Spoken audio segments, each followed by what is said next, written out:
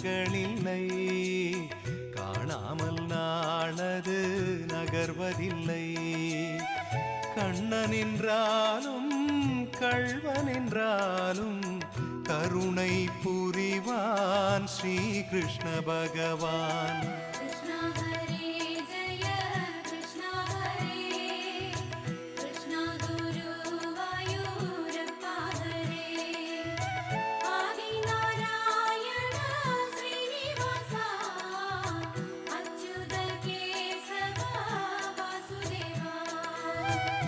அழகிய கண்ணனின் அடிதனை எண்ணுவர், அவனது தொல்லைகள் அனைத்தையும் தாங்குவர்.